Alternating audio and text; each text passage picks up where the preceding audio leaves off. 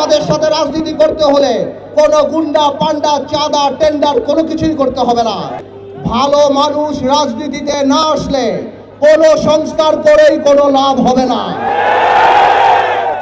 গত 50টি বছর বাংলাদেশের রাজনীতি এমন পর্যায়ে চলে গিয়েছে যে এই দেশের শিক্ষিত মেহনতি ভালো দেশপ্রেমিক মানুষ রাজনীতি থেকে দূরে সরে গিয়েছে। ভাইয়েরা আমার, আজকে 16ই ডিসেম্বর আমি সারা বাংলাদেশের তরুণ সমাজ, সারা বাংলাদেশের সুশীল সমাজ, শিক্ষিত সমাজ, ভালো মানুষকে আমি অনুরোধ করছি, আসুন আপনারা আমাদের সাথে রাজনীতিতে আসুন। আমার ভাইয়েরা, আমরা কথা দিচ্ছি আমাদের সাথে রাজনীতিতে করলে কোনো মৃত ব্যক্তিকে নিয়ে কোনো সমালোচনা করতে হবে না। আমাদের সাথে রাজনীতি করতে হলে কোনো গুন্ডা পান্ডা চাঁদা টেন্ডার কোনো কিছুই করতে হবে না।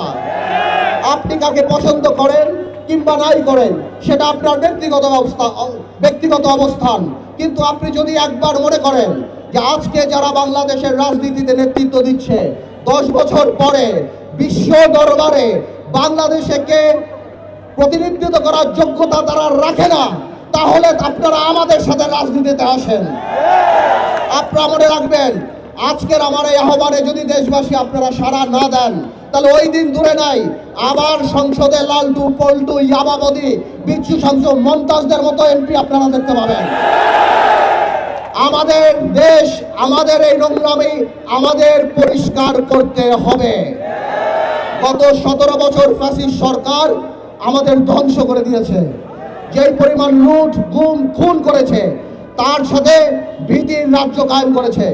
5ই আগস্ট যখন ফ্যাসিস্ট সরকার পালিয়ে গিয়েছে তার সাথে ভীতিও নিয়ে চলে গিয়েছে। এখন মুক্ত চিন্তা করতে পারি, মুক্ত কথা বলতে পারি, মুক্তভাবে মানুষের সমালোচনা করতে পারি। আপনারা আজকে থেকে প্রত্যেকটা জায়গায় যেখানে যাবেন আমার আহ্বান বাংলাদেশের মানুষের কাছে পৌঁছে দেন।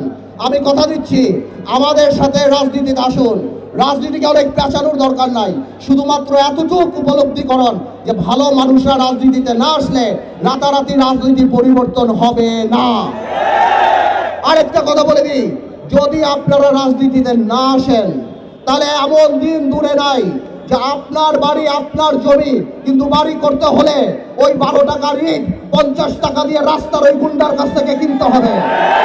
আপনি কিচ্ছু করতে পারবেন না। এই আমরা বারবার গত 17 বছর 20 বছর এগুলি আমরা দেখে এসেছি।